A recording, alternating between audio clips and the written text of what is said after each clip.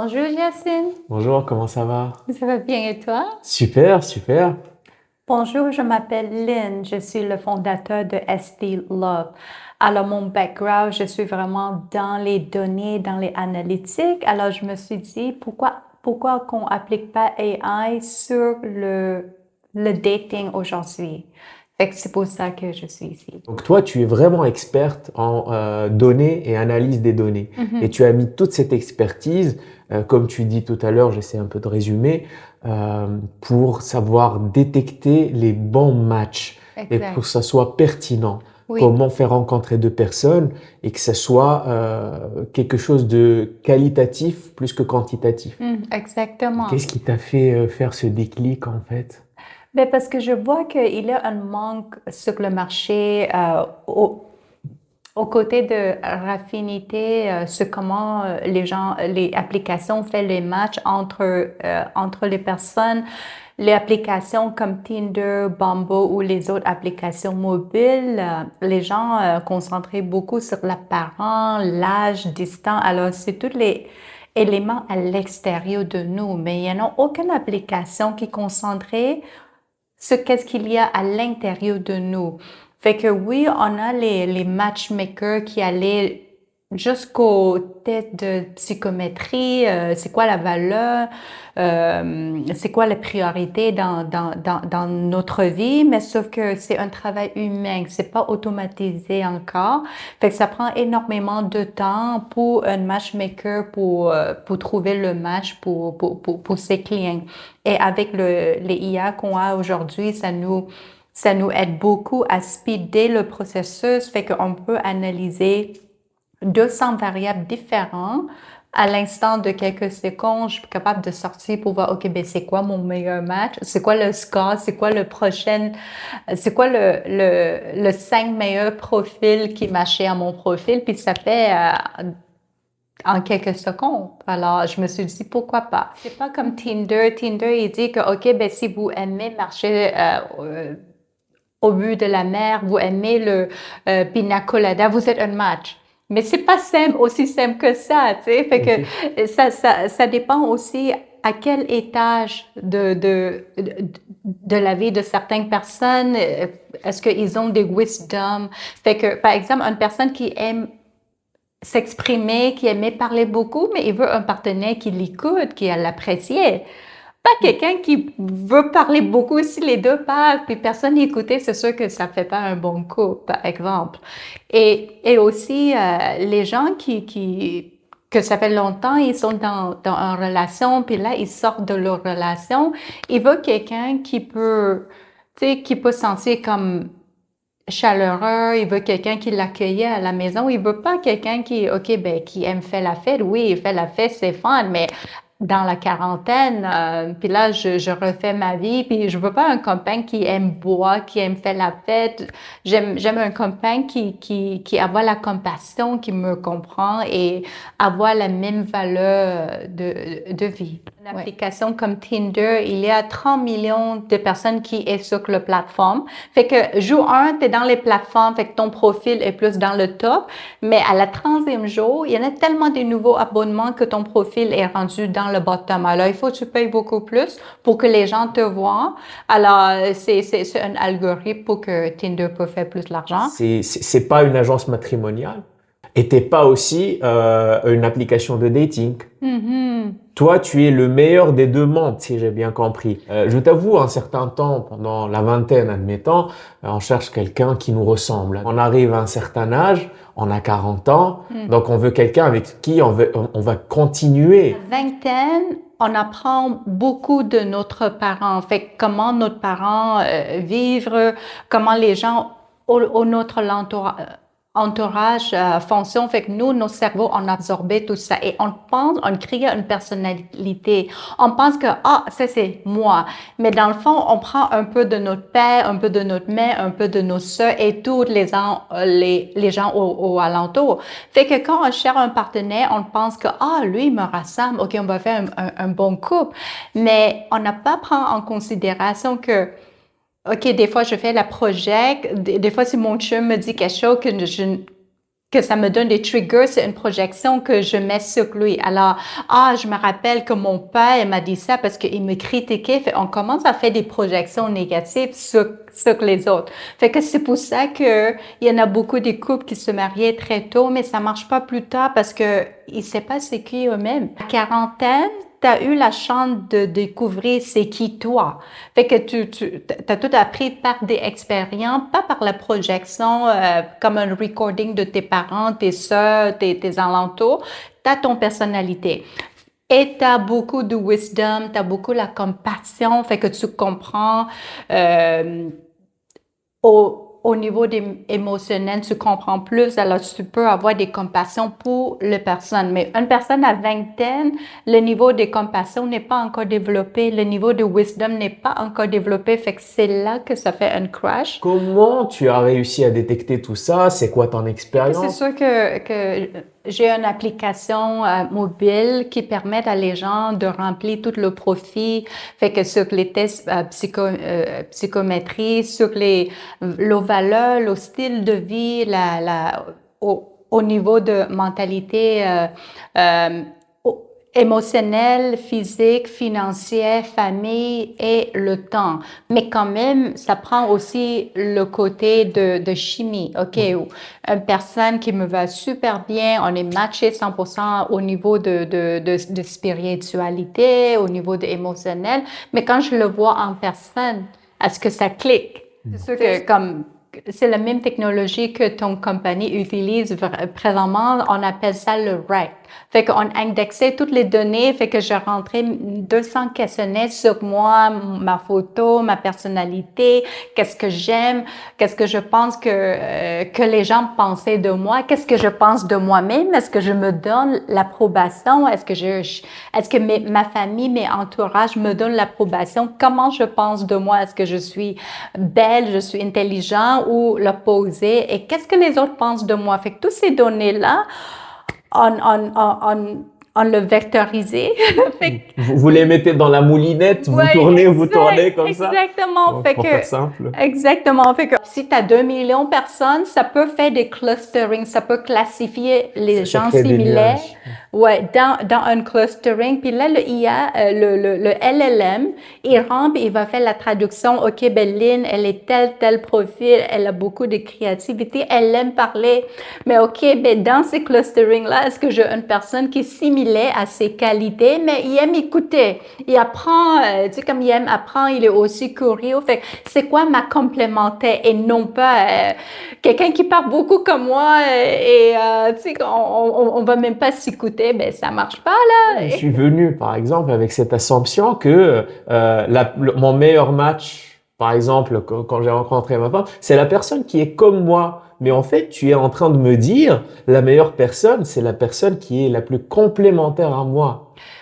Il faut que les deux choses se marient, il faut avoir la chimie, et aussi, avant de rencontrer la personne, si je connais déjà le profil de telle personne, il est le même état de vie que moi.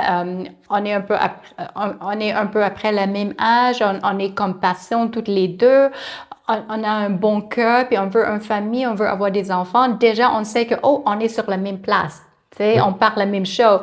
Et puis, comme ça nous aide beaucoup à s'ouvrir, à partager les conversations, c'est comme break the ice un peu genre. Fait que je en train de marier les deux, l'application mobile et du speed dating, comme ça les gens peuvent avoir le meilleur service parce qu'ils peuvent savoir OK c'est qui c'est qui mon blind date, OK on veut la même chose, notre priorité c'est avoir une famille, avoir des enfants, OK déjà on parle la même chose. De plus, on se voit en personne.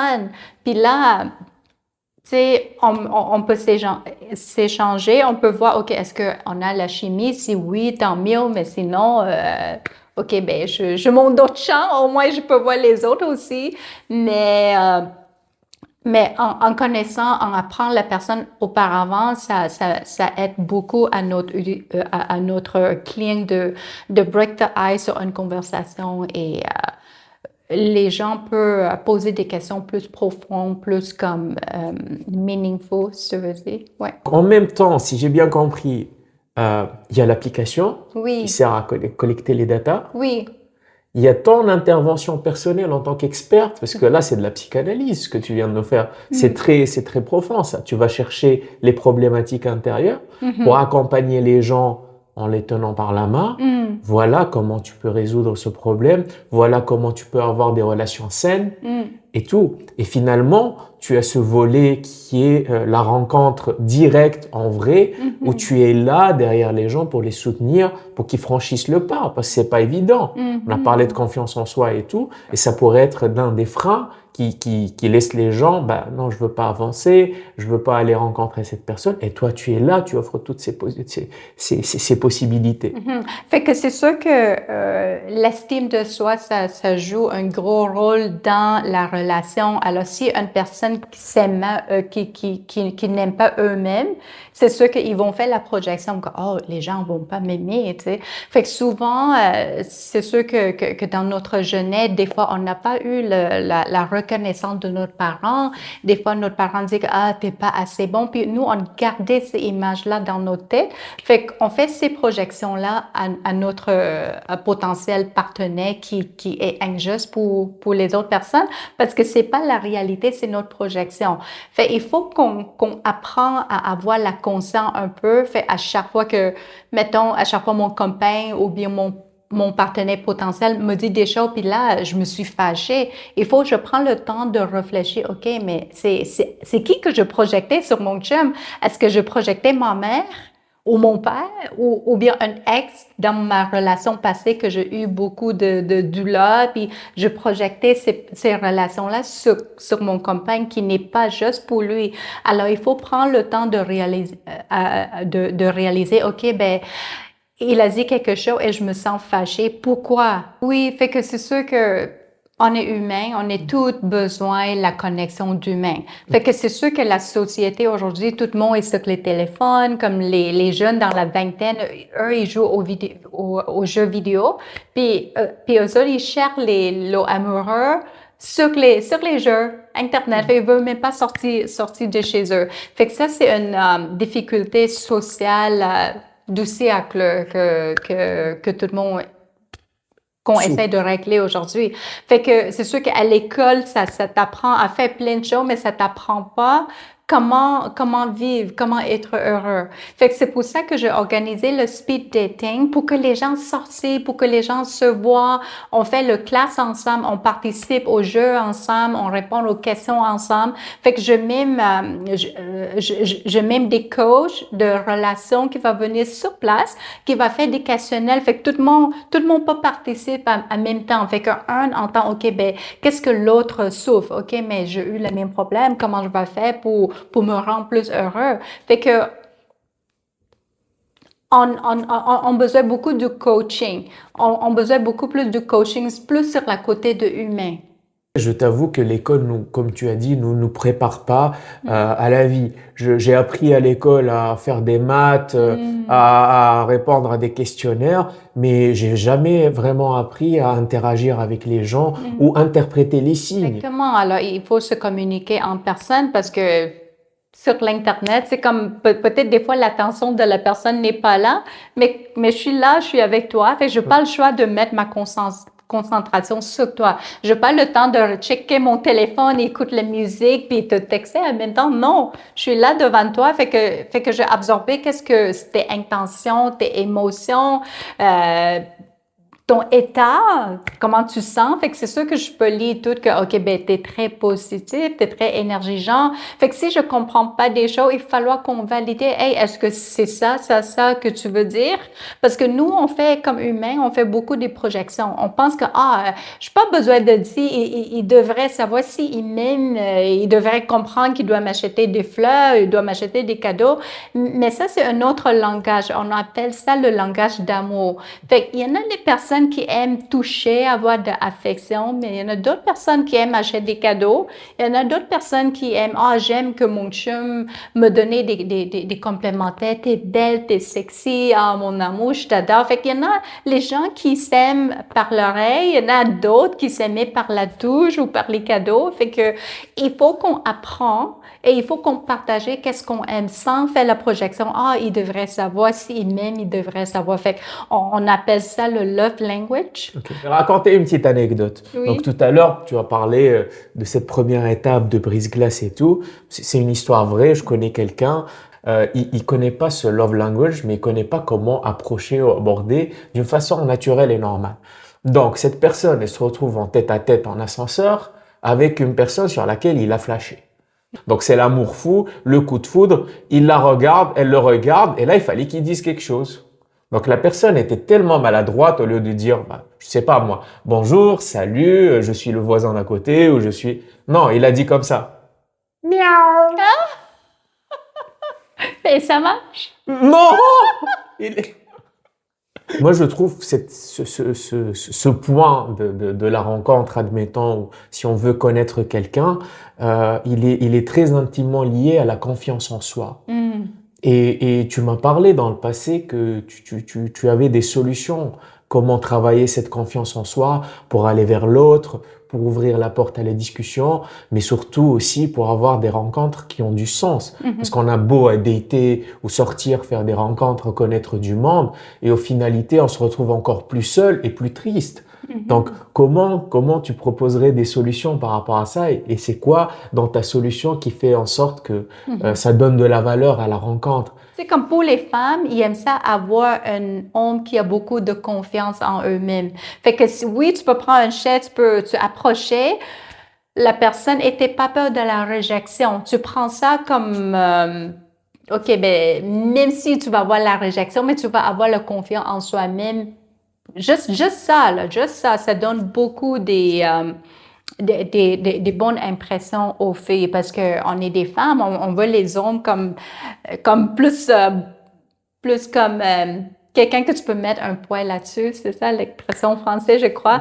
Alors, tu veux quelqu'un qui a le côté de masculin. Qui rassure. Ouais, c'est ça. Et les femmes, on aime un homme confiant. Et de la présence. Exactement. Fait que pour moi, non, c'est pas oui. Si les hommes aujourd'hui, ils sont capables d'aller dans le bar, aller approcher les femmes, puis se présenter, puis demander est-ce que vous êtes célibataire? Moi, je suis célibataire et je vous trouve jolie. Est-ce que ça vous intéresse qu'on soit amis pour commencer? Je trouve que c'est ça fait très masculin, très homme, très charmant. Mais malheureusement, les hommes aujourd'hui, ils ne font pas beaucoup de ça, ouais. Un point très important que tu abordes, c'est le travail de soi-même. Mm-hmm. Avant qu'on parle de dating ou qu'on parle d'intelligence artificielle, de comment ça peut améliorer tout ça, toi, tu interviens sur le niveau personnel, oui. Comment la personne va se sentir mieux à l'intérieur, apaisée, pour pouvoir sortir vers l'extérieur et aller prendre ses démarches pour tenter ou pour avoir, que ce soit l'amour, les relations, les bonnes relations, des relations saines, non toxiques et tout ça, ou tout simplement pour avoir du fun. C'est sûr que ST Love, c'est une plateforme qui encourage les gens qui font le travail sur soi-même, fait un travail à l'intérieur. Mais pendant que tu fais ton travail à l'intérieur, ça peut être lent, ça peut être 5 ans, 6 ans, ça peut durer toute la vie. Alors, il faut quand même Booster. Ben, il faut aussi rencontrer quelqu'un pour pratiquer aussi, parce que si la personne me dit des choses, puis là, je me rends fâchée, OK, ben, je suis capable de faire l'intro-inspection. Qu'est-ce qui se passait? Pourquoi je suis fâchée? Pourquoi je suis jaloux? Est-ce que je fais une projection sur une blessure que j'ai eue dans mes relations antérieures? Fait que c'est quand même, ça nous permet de pratiquer. Fait que ça vient à une autre chose, ce que notre méthode, on créait un espace qui vraiment assurait les gens que, OK, ben, personne va te critiquer. On est ici pour faire des erreurs, mais on va comprendre pourquoi on a fait des erreurs et comment qu'on peut guérir de notre ancienne blessure qu'on a eue dans la relation qu'on a auparavant et comment qu'on peut avancer ensemble. Tu sais, je l'aidais à faire un petit résumé comme, mettons, je m'appelle telle personne, je suis timide, je suis un introverti, je suis tout le temps sur mon ordinateur, je sors pas beaucoup, j'aime pas, tu sais, comme, j'aime pas sortir dans le club ou bien dans un endroit qu'il y a plein de monde parce que ça suce toute mon énergie. Fait que j'aime mieux être dans mon bulle. Fait que c'est correct aussi, mais l'autre personne, quand je lui présentais son profil à l'autre personne, puis est-ce qu'elle acceptait ça? Est-ce qu'elle va respecter le boundary de ces personnes-là si elle comprend que, OK, ben mon chum ou bien ces personnes-là, ils ont besoin plus d'espace. Ce n'est pas qu'ils m'aiment pas, mais des fois, tu sais, il a besoin d'aller dans son bulle pour reprendre son énergie. Alors, il faut que le partenaire comprenne ça. Fait encore une fois, c'est une communication, une clarité dans une relation. Est-ce que mettons, ton chum est introverti, toi, tu es extroverti et tu veux comme plein de caresses, plein de l'amour, tu veux sortir, faire la fête, mais attention, ton chum, il n'est pas quelqu'un comme ça. Il aime la nature, il aime être seul pour recharger son énergie parce que son travail est très mental. Fait ça prend beaucoup l'énergie de son mental. Alors, si les deux personnes, ils comprennent ça, ils acceptent ça, ils acceptent à donner de l'espace à un et à l'autre, mais c'est correct aussi, ça peut marcher. Exact. Donc, Lynn, comme tu nous as expliqué, tu fais du sur-terrain. Tu fais pas du théorique ou non, non. Il y a des humains derrière. Ouais. L'AIA, elle est complètement contrôlée. Il y a de la sécurité des données. Oui. Donc, on joue pas avec les données des gens et les informations personnelles. Exactement. Juste pour résumer rapidement, on arrive à la fin de la rencontre. C'est quoi tes produits? Mes produits, j'ai une application mobile qui s'appelle st.love. Tu peux le trouver sur Google, puis ça va sortir sur Apple iOS à très bientôt. Mais maintenant, notre première version est disponible sur Google Play. Fait que avec ces applications-là, c'est juste pour vous-même. Fait que les participants peuvent remplir le profil et le IA vont rouler l'algorithme et le IA vont envoyer un courriel aux personnes. On va donner un petit résumé aux personnes sur le type de personnage, c'est quoi ils cherchent et c'est quoi l'image de la meilleure partenaire pour lui ou elle. Fait que l'IA, il donne des suggestions, mais c'est sûr qu'au début, tu sais, on le supervise pour assurer qu'il n'est pas halluciné. Fait que ça, c'est un de nos produits. On a aussi des applications mobiles sur place. Fait que quand les personnes se présentaient sur le speed date, on peut scanner le QR code ou bien le numéro de la personne qu'on se parle. Puis, on peut avoir plein de statuts. OK, ces personnes-là, j'aimerais être un ami. Ces personnes-là, j'aimerais l'inviter pour un café. L'autre personne, c'est un coup de foot, là, j'ai beaucoup aimé ces personnes. Enfin, on peut mettre les statuts comme les cœurs, le café, le plus, ajouter comme ami. Et si on a le consentement mutuel, les deux personnes peuvent chat sur l'application sur la place. Et puis après ça dépend de eux de choisir, OK, est-ce que je donne mon numéro de téléphone ou non? Fait que l'application sur place, ça permet de pas échanger l'information personnelle. Comme ça, si jamais la fille, elle veut bloquer l'autre personne. Il y en a ces options-là aussi que l'autre personne c'est comme, mettons, si elle parlait avec une personne qu'elle l'intéresse, mais après ça, finalement, non, ça m'intéresse pas, elle peut bloquer ou bien unlike la personne. Fait que au moins, ça déconnecte, puis elle n'a pas besoin de partager son courriel ou son numéro de téléphone avec la personne. Et aussi, on a des applications sur place qui boostaient la participant pour encourager la participant de répondre aux questions comme tantôt je t'avais partagé le love language. C'est quoi les problèmes que les jeunes face aujourd'hui? Pourquoi on est timide, on n'est pas capable d'exprimer nous-mêmes. Alors, c'est tous des problèmes communs. Qu'est-ce qu'on peut faire pour améliorer? Alors, ça encourager les participants de répondre aux questions, ça encourageait que une personne va écouter l'autre, puis ça crée comme un bonding tout de suite sur la place. Fait que ça promouvoit l'authenticité. Fait que tu es là, tu es en personne, puis là, tu sais, on fait notre devoir ensemble sur le côté de insécure, sur le côté de l'amour, etc. Fait que ça a encouragé les gens à donner plus confiance et plus relax avec les autres participants. Ouais. Merci pour cette belle après-midi, Lynn. J'ai passé un temps absolument fantastique avec toi, comme toujours. Prochaine rencontre, j'espère, on va aborder sur différents angles les sujets qu'on a abordés aujourd'hui. Oui, absolument. Merci beaucoup d'avoir m'invité et merci beaucoup d'avoir nous écouté. Merci de nous avoir écoutés. Au revoir. Au revoir.